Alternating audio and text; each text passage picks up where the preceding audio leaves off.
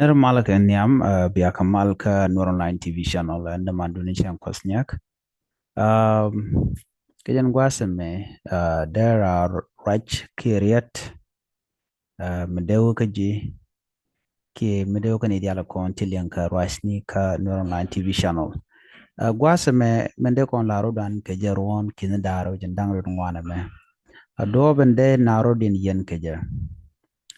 Rajadana Gorno de Nwaka Yakel. Doben der tegdu der jaga jagwa kaja ke doben da anan der tegne na ko kien der je jaga jagwa kenyam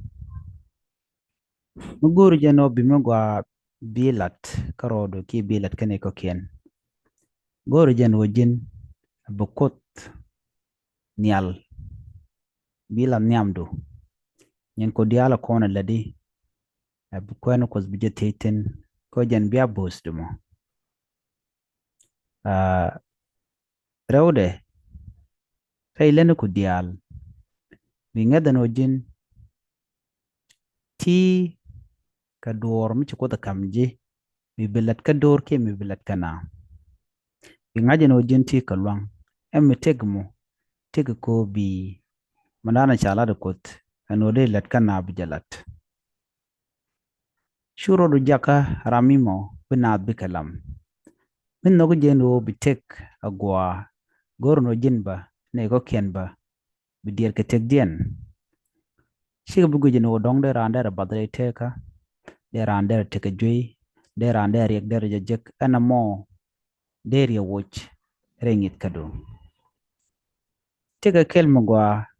mi marnat kim nong narodien mi nat mulukan jek shinkan kel atik la gwaya amene jin be jira madana dong logo de radien de jilwak kaman jek dan ledi nogo ben go jin badi tek tek mo gwa dong do she gurno dong de ro woch kanamo mitelo di ko radien de rek de jek nogo je ben go jin badi tek bo gwa hey she dem nok ko nogo tek ka nogo jen wo bishenga gwa re teka me radien mo gore je bono da tek tek mo gwa ka kuje mo jangro do kram pel pel mi ber wayne tinde tek nang nyam me de kanok bi gorno bi gadran bi la deka ka do mo gwa shi bi nyir dugno bi jin lo dien